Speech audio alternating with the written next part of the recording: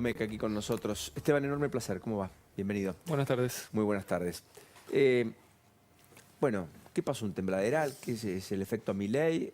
¿O es la economía desarmada que se terminó desnudando el día después de las elecciones cuando le cumplen la promesa al fondo antes de que ponga los fondos o la plata, digamos, de la devaluación que el fondo tanto reclamaba? ¿Qué pasó?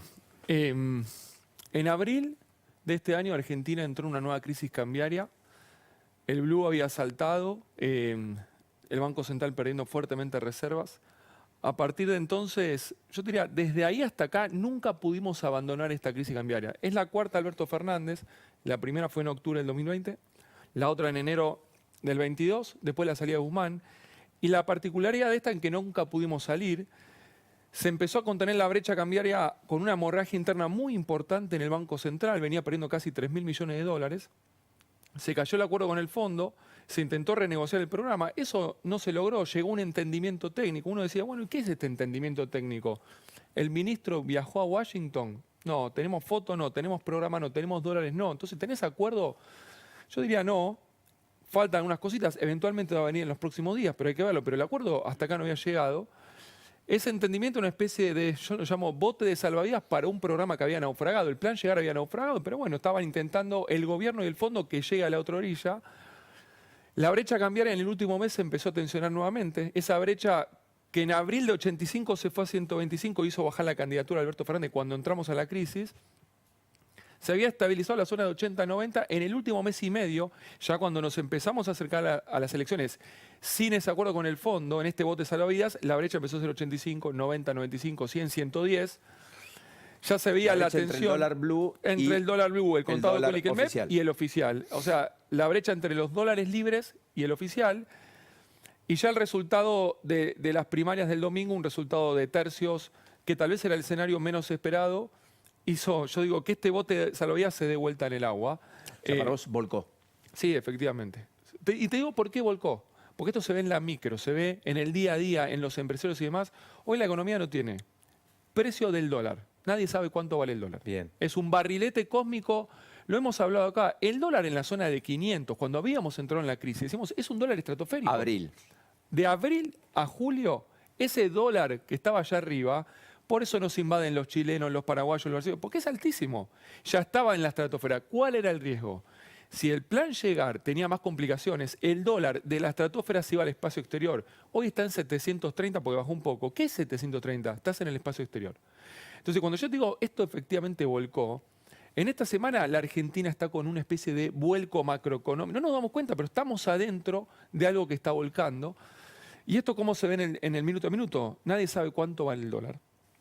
Nadie sabe cuánto valen los precios. Hay precios que saltaron 10, 20, 30 y más por ciento. Precios de mayoristas, precios de minoristas. Toda la economía está sin precios. Desde el pan, pasando por los lácteos, la carne o en su defecto los artículos de construcción. Exactamente. O sea, esto ya afectó a la mesa de los argentinos, que esta es una novedad.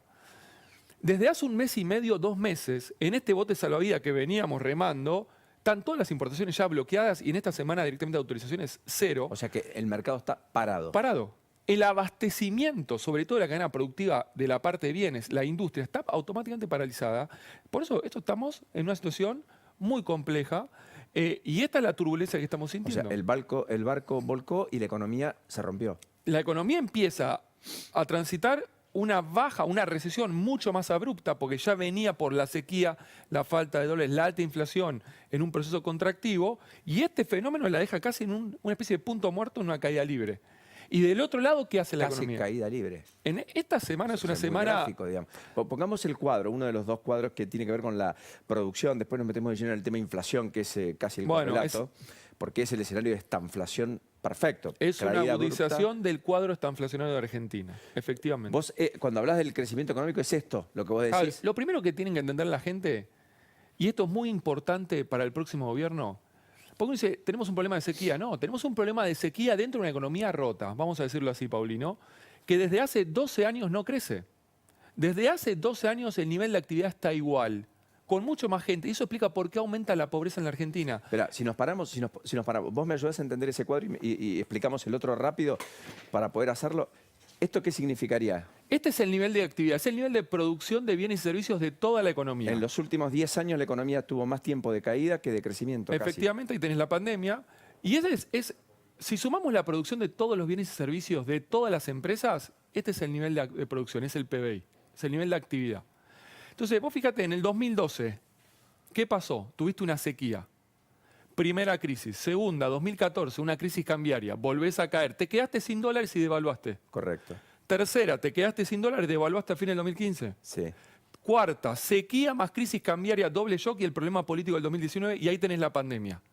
Recuperación post-pandemia.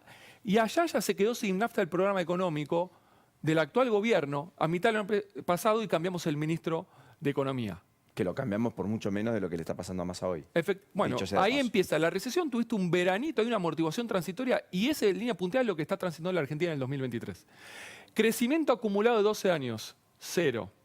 En el medio tenés 1, 2, 3, 4, 5, 6 recesiones en 12 años. Tenemos un problema. O sea, la sequía desnuda a una economía enferma. Vamos a la inflación. Déjame decirte y de ahí vamos a la inflación. Esos puntos rojos que ven ahí abajo. 12. Crisis cambiaria. 12 crisis cambiarias en 10 años. En 12 años.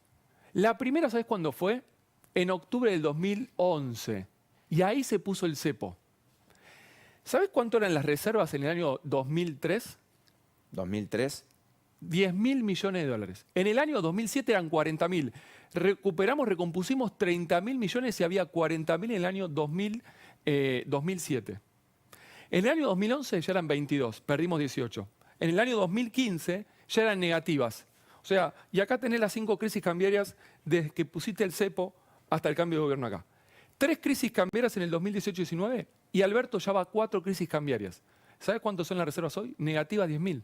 O sea, eran 30.000 positivas en el 2007. 2003 me quedo, 10.000 millones de reservas. De 10.000 te vas positiva, a 40.000. Vas a 40, empezás a bajar y ahora estás en Desde menos ahí 10. hasta acá, el primer mandato de Cristina Fernández perdió 18.000 millones de dólares. El segundo perdió 22.000. El de Macri recompuso 15.000, el de Alberto perdió otros 20.000.